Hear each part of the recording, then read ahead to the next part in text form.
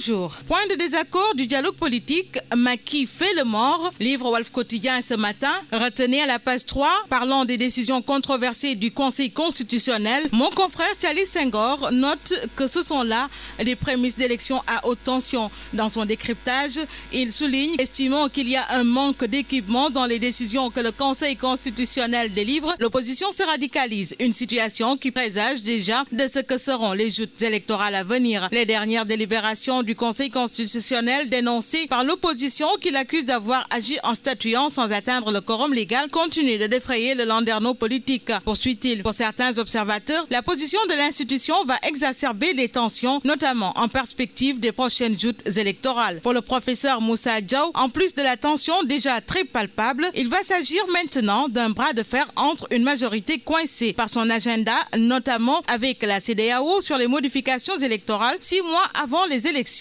les deux lois qui font l'objet de polémiques et de débats contradictoires et l'opposition renforcée pour contrer des passages en force de la majorité. L'universitaire souligne que le pays devrait dépasser ces genres de situations parce que le président de la République savait très bien qu'il y avait 3 membres de l'institution à remplacer. Restons sur ce dialogue national avec cette fois-ci Rewmi Quotidien qui enchaîne 36 sujets, 27 points d'accord, 8 points de désaccord. Voilà où on en est avec le dialogue politique. Note mes confrères de Rewmi Quotidien. Pendant ce temps, l'info enchaîne mise en œuvre du processus électoral pour les locales de 2022. Macky Sall presse le pas dans un contexte national marqué par la pandémie de la Covid-19 et où des nuages planent sur la tenue des élections locales de janvier 2022. Le président Macky Sall est en train de prendre toutes les dispositions pour éviter un énième report. Sud Quotidien, sur un sujet tout autre, livre que l'APR met Macky au défi s'agissant des déclarations de candidature tous azimuts au local. Au moment choisi par le mandat pour livrer les tirs groupés sur Ismaël Madior Fall,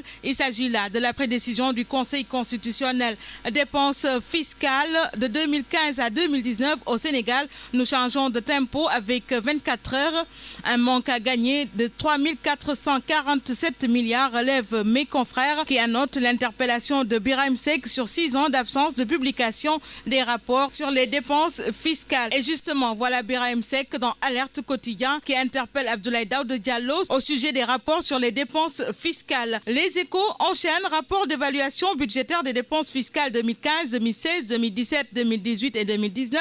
Ces subventions et exonérations fiscales qui coûtent cher à l'État. À lire dans le journal. Tandis que nous passons au quotidien Le Témoin pour parler toujours exonération fiscale. 3 500 milliards dans le vent. De 2015 à 2019, le trésor public a été délesté de 3 500 milliards de francs CFA au titre des dépenses fiscales. Autre point d'interrogation, il s'agit dans Libération de l'accaparement de 9 hectares sur la bande des Filao. Les impôts et le cadastre freinés, révèlent mes confrères, au moment où les quotidiens ouvrent sur le Covid-19 quand les faussaires propagent le virus. Le quotidien du groupe Avenir Communication dans la même foulée, rué vers les centres de santé, la fièvre vaccinale, un début de prise de conscience de la gravité de la maladie. Plus de 500 000 doses de Johnson & Johnson et Sinopharm attendues aujourd'hui. L'observateur ne sera pas en reste, il parlera du Covid-19, mais l'autre pandémie, il s'agit de la ruée vers les pharmaciens et les dangers de l'automédication. L'alerte du docteur Tchemo Kodjo sur les risques d'hépatite et des troubles cardiaques. Le Soleil enchaîne prévention contre la Covid-19 à Dakar. La grande ruée vers les vaccins. Le centre de santé Mame Abdou Aziz Dabakh des Parcelles Assainies reçoit plus de 300 personnes par jour. Annabi Choukar de la Patte d'Oie. Les 420 doses reçues le week-end sont épuisées. Critica de Covid-19 dans la presse. Au moins 50 journalistes touchés. Le virus fend les rédactions. Les soldats de l'information pour suivre les tendances paient un très lourd tribut avec la pandémie. À la dernière collecte, pas moins de 50 de nos confrères se battent contre le virus et certains très éprouvés sont en réanimation. Nous enchaînons avec le quotidien LAS qui ouvre sur cette chaude révélation du docteur Hardiatou Diallo Gaye, responsable du CTE de l'hôpital de Fann. 99 des cas de grippe vont être positifs s'ils sont testés au Covid-19,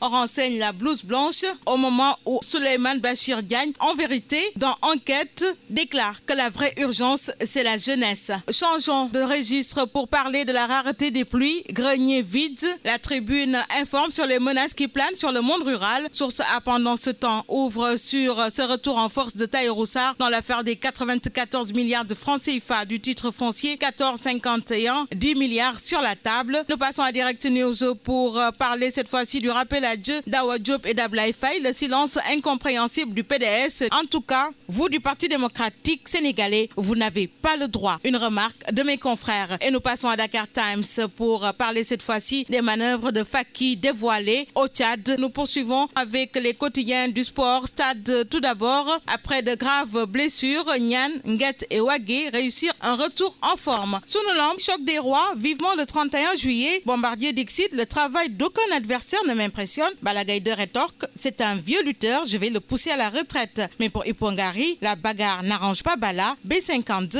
est favori. Bonne lecture à tous.